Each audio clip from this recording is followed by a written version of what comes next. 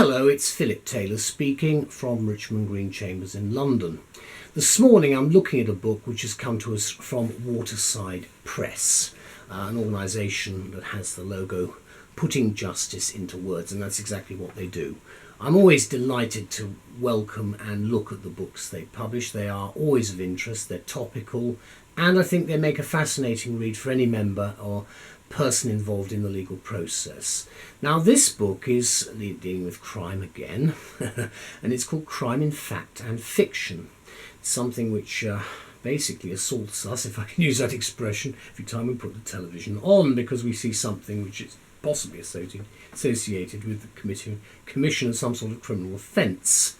Now, having said that and made a sweeping generalisation, the law does actually affect a very large amount of our activities in society, and of course the popularity of a whole range of crime stories, both factual and fictional, are very popular. And so what Brian P. Block has done with this book, Crime in Fact and Fiction, is to highlight a whole range of very interesting areas.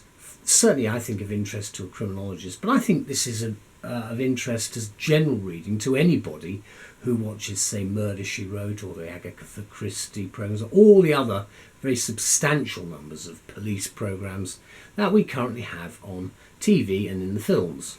So before we talk about the book, let me just show you it. It's a paperback. It's a very small book. There we go. That's the front. There is the spine. Then at the back, little bit of information about the book and the author, and you've then got the actual book itself. There's some blurb about other books which Waterside published there, and then there's a short index, not a big one. The book runs to 150 odd pages. There's a nice interesting conclusion at the back which I found very interesting to read, and I'll quote from that in a minute. There is the front page there. Then you've got the basic blurb there, then you've got the details split into various parts, chapter headings, the police, courts and trials, forensic science, and then a summing up, and some information about the author. Then you've got a nice quote, which is actually a dedication, which I will just show you.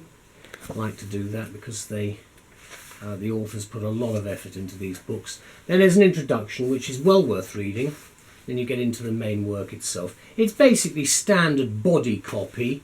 It's not numbered or anything. And there are plenty of examples throughout. I found it highly readable, and I thought it was a very interesting book all the way through. But there again, that's because I'm interested in the subject matter, and it's my profession in any event. So he would say that, wouldn't he? But the answer is it's got a wider appeal than just for people like me with the funny wig and all the other gear. So it's quite important for us to I think bear in mind who the readership would be for this book, and it's, as I say, it's a wide readership because it covers laymen or lay persons rather, and the professionals.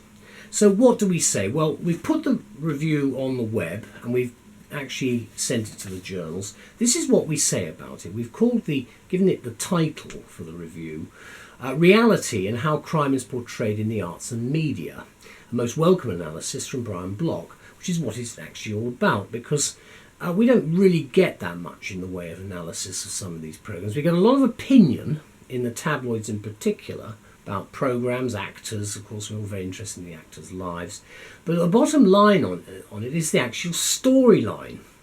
Of course, one of the problems we do have is the lack of creativity sometimes, which is why you do tend to get retreads of old stories, mainly because they're actually well written, well constructed. And I'm thinking specifically of some of the classic authors like Agatha and a few other ones. Now, this is what we say about the book.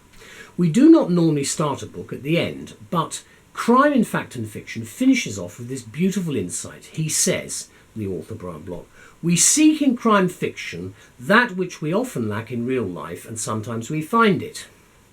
Perhaps one might think that's a bit cynical. So really, it should also be the start of Block's excellent little whirl around modern crime stories, which I think we all find so fascinating.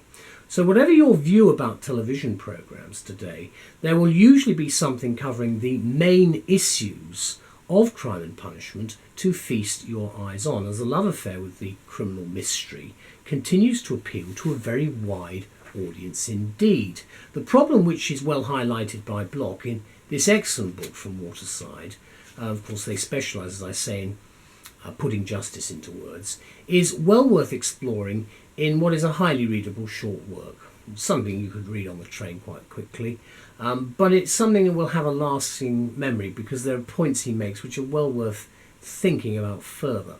Block's also a scholar and a retired magistrate who comes to his task with a relish, producing fascinating read for both the professional and the layperson alike. We've all have our own views on crime and punishment anyway, and our likes and dislikes when it comes to a mystery, so it does cater for all, I think.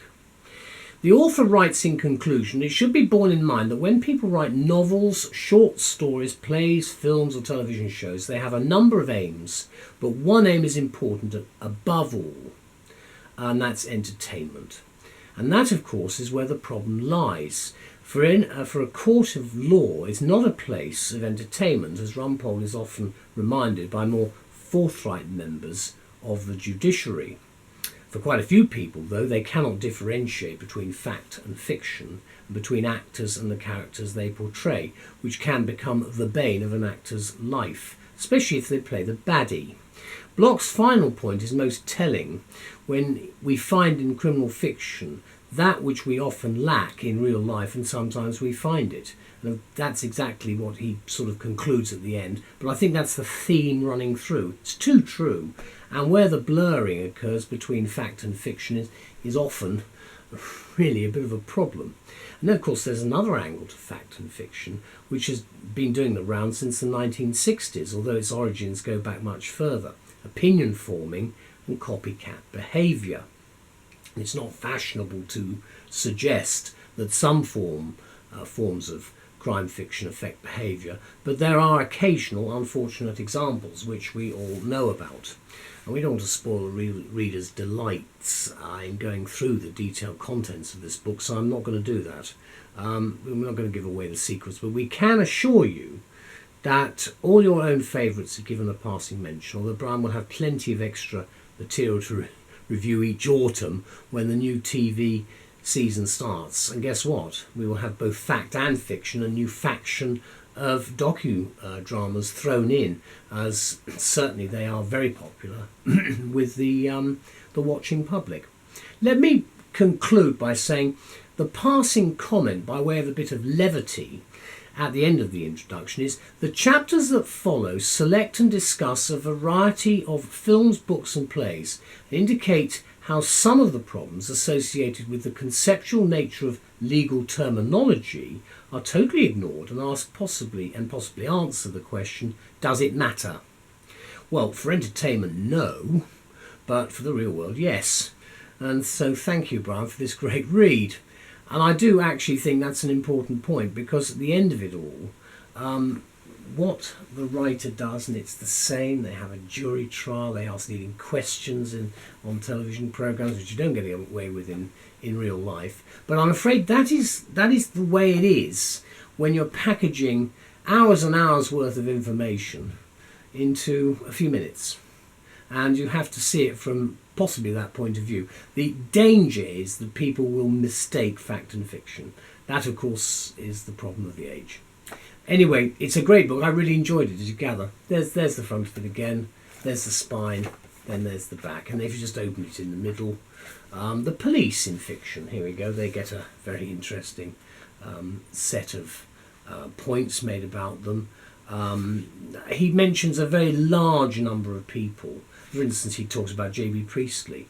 And Priestley, of course, wrote an Inspector Calls, which I'm sure many of you will have been forced to read at school. There are some points about films and television. Then you've got trials in literature. We've got a lot of those. So there's a very wide range. Then you've got trials on TV and film. You've got a very wide range of points that he makes. He's put a lot of effort into it, and I really did like the book. It's not difficult to read, as I say, so do have a look at it. And once again, I'd like to thank all the people at Waterside for producing it for us. It makes it more interesting to read something of this nature, because we all have our own views, and I think in many ways it just adds to the debate. Thank you, Brian Block, and thank you, Waterside. Bye-bye.